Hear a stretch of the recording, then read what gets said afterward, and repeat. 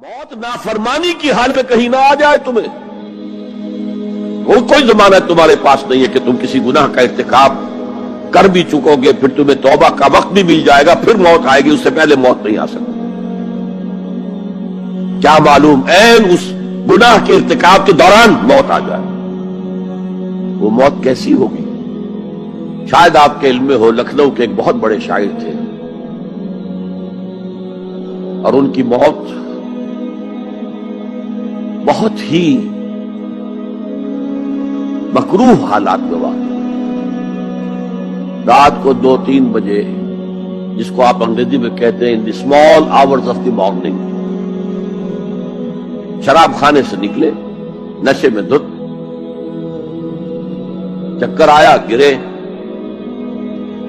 اور ساتھ ہی بدرو جا رہی تھی گندی نالی، اس میں گر گئے، وہاں سے لاش برآمد۔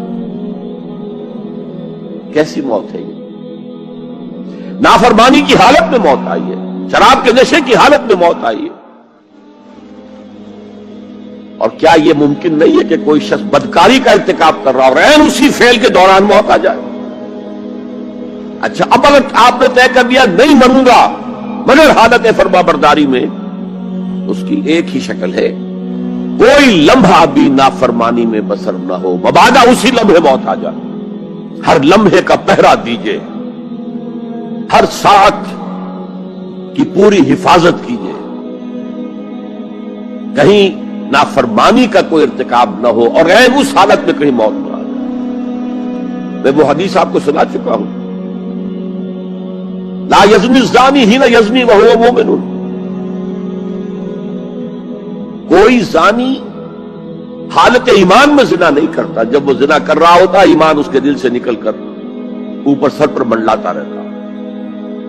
کوئی چور حالت ایمان میں چوری نہیں کرتا، ولا یسرق السارق حین یسرق وہو مومن، کوئی شرابی حالت ایمان میں شراب نہیں پی سکتا، ولا یشرب الخمر حین یشرب وہو مومن۔ اگر ایمان بھی ہو دل میں اور یہ حرکات بھی ہو رہی ہو تو وہ ایمان 2 پیسے کا نہیں، 2 ٹکے کا نہیں، کیا اس ایمان کی قیمت ہے؟ کیا قدر و قیمت ہے اس کی؟ اب اگر عین اسی حالت کے اندر موت آ گئی تو یہ تو خلوع ایمان ہے، ایمان کا خالی ہو جانا ہے۔ یہ ہے وہ بات جو کہی گئی۔ اب یہ اسلام اور تقوی، ان دونوں کو یہاں نوٹ کر لیجئے۔ یا ایھا الذین آمنوا اتقوا اللہ حق تقاتہ ولا تموتن الا وانتم مسلمون۔ اے ایمان کے دعوے دارو، اللہ کا تقوی اختیار کرو جتنا کہ اس کے تقوی کا حق ہے، اور دیکھنا موت نہ آنے پائے مگر فرما برداری کی حالت۔ اب یہ اینٹیں اگر پختہ ہو گئی ہیں، ہم نے جہاد کے مختلف مراحل ان پر غور کیا تھا۔ پہلا مرحلہ کیا تھا؟ نفس امارہ کے خلاف جہاد، شیطان اور اس کی ذریت سلبی و مانوی کے خلاف جہاد، بگڑے ہوئے معاشرے کے جو پریشرز ہیں ان کے خلاف جہاد۔ یہ 3 جہاد کر کے کما حقہ فرض کیجئے کہ اب آپ تقوی اور فرما برداری کی روش پر راسخ ہو گئے، قائم ہو گئے۔ اب اگلا قدم کیا ہے؟ اب ان اینٹوں سے فصیل بنانی ہے۔ اینٹیں تو مضبوط ہو گئی، پوری طرح پٹ گئی، پختہ ہو گئی۔ وہ جو اقبال کہتا ہے کہ خام ہے جب تک تو ہے مٹی کا ایک انبار تو، اور پختہ ہو جائے تو ہے شمشیر بے زنہار تو۔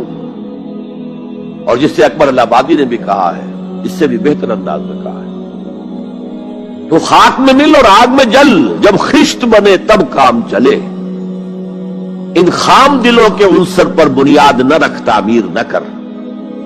اگر ساحل سمندر سے ریت لے کے گولا بنا لیں، وہ نم تو ہوتی ہے ریت، گولا بن جائے گا، پھر اسے شیشے پر بھی مانیں گے، شیشہ کھڑا رہے گا، ریت بکھر جائے گی۔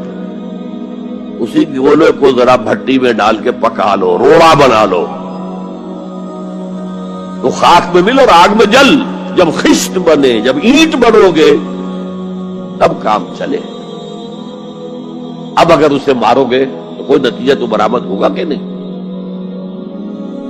تو یہ پختہ افراد کی شخصیت کو پختہ کرنا، جو ہے کہ اجتماعی اس کو نظر انداز کرتی ہے، جیسا کہ میں نے عرض کیا تھا، پہلی منزل تعمیر نہیں کی، دوسری کے اوپر چڑھا ہو گئے، دوسری ہے نہیں، تیسری جو ہے وہ ہوا کے اندر اس کی تعمیر ہو رہی ہے۔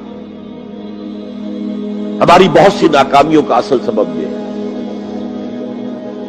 حضور نے پہلے افراد کو تیار کیا ہے، افراد کے ہاتھوں میں ہے اقوام کی تقدیر، ہر فرد ہے ملت کے مقدر کا ستارہ، اور ہر حیث اجتماعی یا کوئی تنظیم ہو، کوئی جماعت ہو جو اسلام کی سربلندی کے لیے کام کرنا چاہیے، اسے سب سے پہلے پختہ کردار والے افراد تیار کرنے ہوں گے۔ یا ایھا الذین آمنوا اتقوا اللہ حق تقاتہ ولا تموتن الا وانتم مسلمون۔ اب دوسرا نقطہ کیا ہے؟ ان کو جوڑنا ہے، اب اینٹوں کو جوڑنا ہے۔ And for that you need a cement substance۔ پچھلے زمانے میں چونا وغیرہ ہوتا تھا، چونے سے جوڑا جاتا تھا، آج کل سیمنٹ ہے۔ اگر یہ سیمنٹ سبسٹنس مضبوط ہے تو یہ فصیل اور دیوار مضبوط ہے، اگر یہ نہیں ہے تو چاہے اینٹیں پختہ ہو تب بھی سیلاب کا ریلا آئے گا، بہا کے لے جائے گا۔ اینٹوں کی پختگی کے ساتھ ساتھ ان کو جوڑنے والا مورٹر جو ہے اس کو بھی مضبوط ہونا چاہیے۔ اس لیے دوسرا نقطہ، یہ سہ نکاتی لائحہ عمل، 3 نکاتی لائحہ عمل۔ پہلا تقوی اختیار کرو اور اللہ تعالیٰ کی پوری فرما برداری اختیار کرو، کوئی لمحہ تمہارا نافرمانی میں نہ گزرے۔ اب واعتصموا بحبل اللہ جمیعا ولا تفرقوا، چمٹ جاؤ اللہ کی رسی کے ساتھ مل جل کر اور تفرقے میں نہ پڑو۔ اعتصام عصمت سے بنا، عصمت حفاظت کو کہتے ہیں۔ اعتصام حفاظت حاصل کرنا۔ جیسے آپ دیکھتے ہیں کہ کسی بچے کو اگر کوئی خوف لاحق ہو جائے، کوئی ڈرائے، وہ آئے گا، دوڑے گا، ماں کی گود میں آ کر ماں سے چمٹ جائے گا۔ وہ یہ سمجھتا ہے اپنے چھوٹے سے ذہن کے مطابق میں قلعے میں آ گیا ہوں۔ یہ دوسری بات ہے کہ کوئی شفاق انسان، جیسے فسادات ہوتے ہیں یا جیسا کچھ 47 میں ہوا تھا، کوئی شفاق بھیڑیا صفت انسان آئے، بچے کو کھینچے ماں کی گود سے، اچھالے اور کسی نیزے میں پرو لے۔ لیکن بچہ یہ سمجھتا ہے کہ میں آ گیا ہوں، پناہ میں آ گیا ہوں، قلعے میں آ گیا ہوں۔ تو یہ ہے اعتصام۔ اور عجیب بات یہ ہے کہ جو اس سورہ مبارکہ کی جو ہم نے شروع کی ہے آیات، وہاں سے ایک آیت پہلے جو ہے 10ویں رکوع کی آخری آیت، وَمَن يَعْتَصِم بِاللَّهِ فَقَدْ هُدِيَ إِلَىٰ صِرَاطٍ مُسْتَقِيمٍ۔ یہاں حبل اللہ نہیں ہے، جو اللہ کے ساتھ چمٹ جائے تو اس کی ہدایت تو ہو گئی صراط مستقیم کی طرف، اللہ سے جڑ جاؤ۔ سورہ حج کی آخری آیت کے بھی آخری الفاظ یہی ہے، وَاعْتَصِمُوا بِاللَّهِ فَأَقِیمُوا الصَّلَاةَ وَآتُوا الزَّکَاةَ وَاعْتَصِمُوا بِاللَّهِ۔ وہ تمہارا پشت پناہ ہے، وہ مولاکم ونعم المولا ونعم النصیر، کیا ہی اچھا ہے وہ مولا، پشت پناہ، مددگار، حمایتی، کیا ہی اچھا ہے وہ مدد کرنے والا۔ تو وہاں پر بھی واعتصموا باللہ، وہی لفظ یہاں آیا، ومن یعتصم باللہ فقد ہدی الی صراط مستقیم۔ اب یہاں سوال پیدا ہوتا ہے وہ حبل اللہ کون سی ہے؟ اب اصول یہ سامنے رکھیے کہ قرآن مجید میں اگر محسوس ہو کہ کسی جگہ پر کوئی ابہام ہے، اجمال ہے، کہیں وضاحت کی ضرورت ہے، تو یہ حق ہی نہیں فرض ہے محمد الرسول اللہ صلی اللہ علیہ وسلم کا کہ اس کو بیان کریں، واضح کریں، تبیین کریں۔ انزلنا الیک الذکر لتبین للناس ما نزل الیہم۔ اے نبی، ہم نے آپ کی طرف یہ ذکر اس لیے نازل کیا ہے کہ آپ لوگوں کے لیے واضح کریں وہ شے جو ان کے لیے نازل کی گئی، ان کی طرف بھیجی گئی۔ آج ایک عظیم ترین فتنہ ہمارے ہاں جو ہے وہ انکار حدیث کا ہے۔ وہ گویا کہ حضور کو یہ حق ہی دینے کو تیار نہیں۔ کہ قرآن مجید کی آیات کی توضیح کریں، تبیین کریں، جہاں کہیں کوئی سوال پیدا ہو اس کا جواب دیں. لیکن یہ جان لیجئے یہ حضور کا صرف حق نہیں، فرض. مجھے ایک بڑا تلخ تجربہ ہوا تھا لاہور میں 1973 میں، وہ جو عالمی کانفرنس ہوئی تھی لاہور میں، دنیا کے تمام مسلمان ملکوں کے سربراہ وہاں جمع تھے. تو اس زمانے میں اس آیت کا بڑا چرچا تھا، اخبارات میں بھی بڑے بڑے اشتہار شائع ہو رہے لوگوں کی طرف سے، وَاعْتَصِمُوا بِحَبْلِ اللَّهِ جَمِيعًا وَلَا تَفَرَّقُوا. رکشاؤں کے پیچھے بھی بینر لگے ہوئے ہیں، ٹیکسیوں کے پیچھے بینر لگے ہوئے ہیں، وَاعْتَصِمُوا بِحَبْلِ اللَّهِ جَمِيعًا. بینر آویزاں ہیں سڑکوں پر جا بجا. لیکن میں ایک پریس میں گیا کہ جہاں میری یہ کتاب چھپ رہی تھی اور تاخیر ہو رہی تھی، تو میں ذرا ان سے کہنے گیا جلدی کرو. وہاں ایک صاحب آئے ہوئے تھے اور بدقسمتی سے آزاد کشمیر، جو ہمارے ہاں آزاد کشمیر کہلاتا ہے، آپ کے ہاں وہ مقبوضہ کشمیر کہلائے گا، اس کے وہ محکمہ جو انفارمیشن ڈپارٹمنٹ کے سیکرٹری تھے، اہم تھے. ان کا یہ کیا رہا؟ یہ لا یعنی کلام ہے، بے معنی کلام ہے.